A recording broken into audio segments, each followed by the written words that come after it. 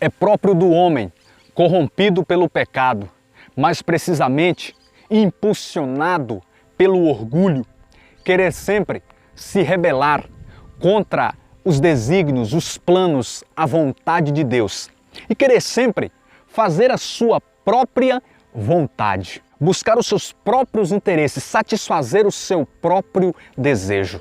Basta nós voltarmos lá atrás e vermos como se comportaram o homem e a mulher, Adão e Eva, diante das palavras tentadoras da serpente. Naquele momento, eles quebraram a aliança com Deus, desobedeceram à vontade de Deus para fazer a sua própria vontade, satisfazer o seu ego.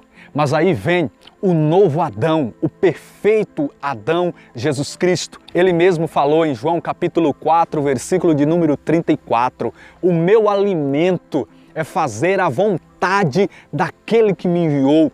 Depois ele diz, João capítulo 6, versículo de número 38, eu desci do céu, não para fazer a minha própria vontade, mas a vontade daquele que me enviou, a vontade do meu Pai.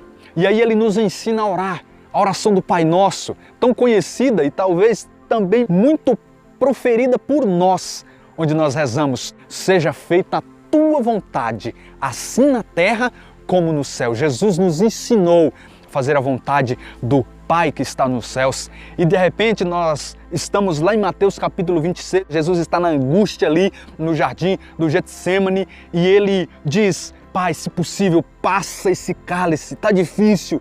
Porém, a frase não termina aí, ele diz, mas seja feita a tua vontade.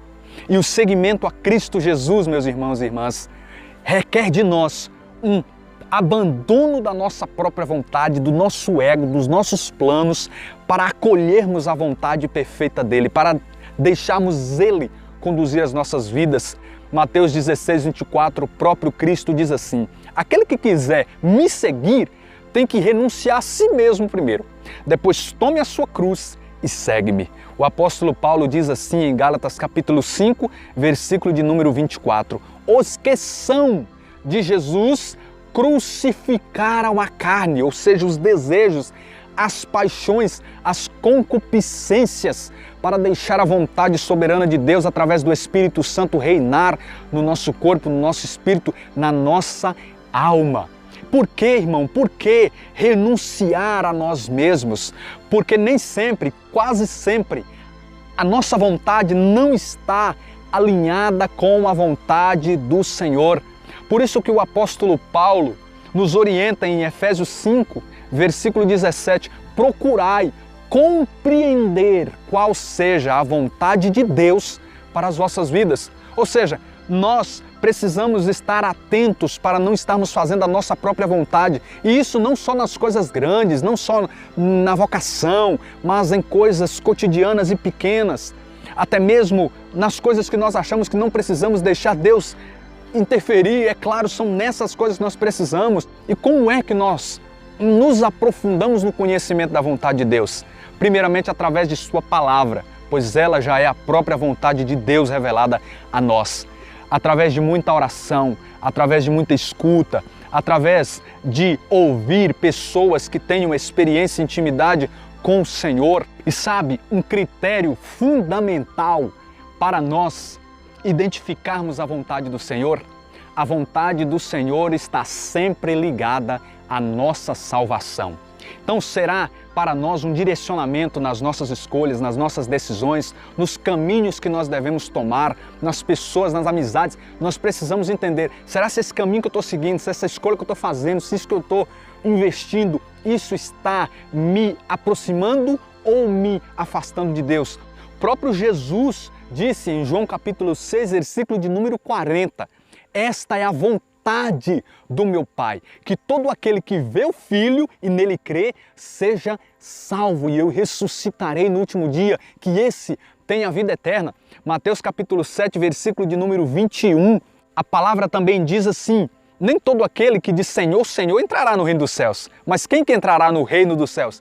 Aquele que faz a vontade vontade de Deus. Esse é o critério fundamental para nós identificarmos se estamos fazendo a vontade de Deus ou não.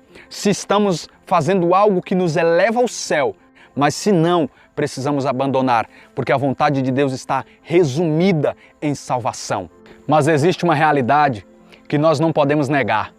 Nós, muitas e muitas vezes, relutamos contra a vontade de Deus. Não a compreendemos e ficamos questionando, mas por que isso? Eu quero do meu jeito, eu quero fazer do meu jeito. E não entendemos os nãos de Deus, nós não entendemos as vontades que Deus coloca no nosso caminho para seguirmos e a vontade suprema dele, que às vezes requer de nós, como eu disse, Mateus 16, 24, renúncia. Mas precisamos entender que a vontade de Deus também se resume em Ele querer o melhor para cada um de nós. Todo não de Deus que vai contra o nosso sim é Deus dizendo, eu tenho um sim melhor para você. Tem um texto muito belo em Isaías capítulo 55, versículo 8, seguinte, que diz assim, pois os meus pensamentos, diz o Senhor, não são os vossos, e vosso modo de agir não é o meu, diz o Senhor. Mas tanto quanto o céu domina a terra, tanto é superior a minha conduta, e meus pensamentos ultrapassam os vossos. Ou seja, o que eu tenho, o que eu penso, o que eu faço é muito superior ao de vocês, porque Deus não quer o nosso mal, Deus não quer o nosso caos.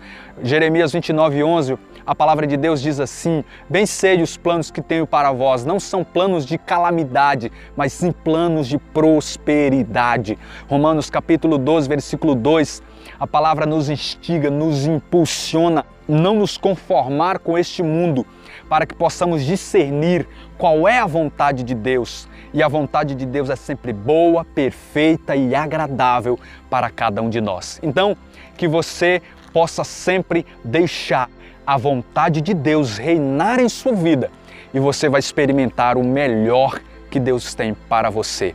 Que Deus abençoe sua vida. Até o próximo tema, em nome de Jesus.